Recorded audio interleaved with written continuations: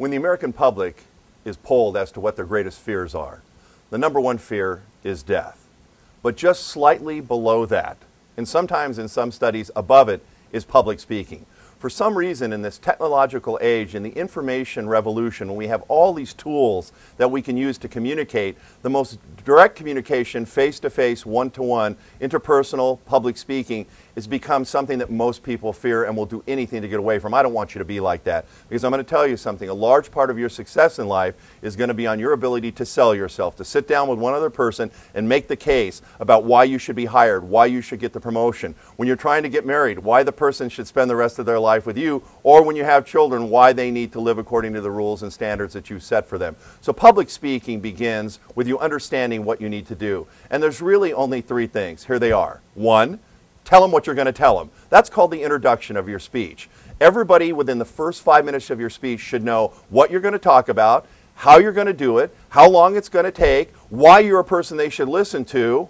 Nobody should be sitting there after 5 minutes going, so what and who cares? You establish that right away with an interesting opening, with a forecast of the speech, telling them what you're going to tell them. The introduction of a speech is nothing more than tell them what you're going to tell them. The body of the speech is tell them.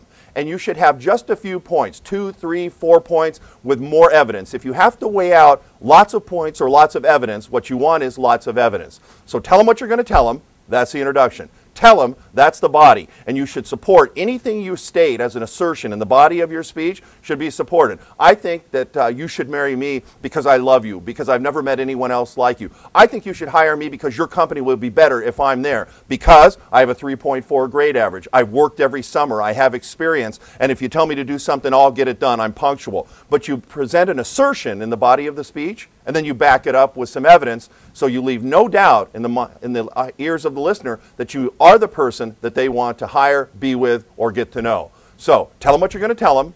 That's the body. That's the introduction. Tell them. That's the body. And lastly, tell them what you told them.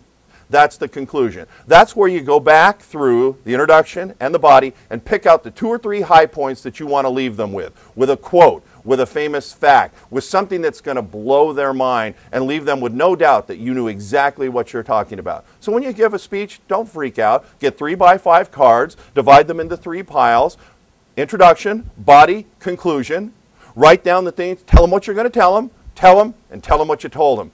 Look them right in the eye, practice in front of a mirror the night before you do it, and don't look at the audience and picture them naked. That's very distracting. Some of us you don't want to see naked. Look right in the middle of their forehead. If you have to look anywhere other than the eyes, look in the forehead. Nobody can tell the difference. Make sure you're varying your eye contact around the room and watch people respond to the speeches that you're giving. This is Dr. Will Keim on how to give a good public speech.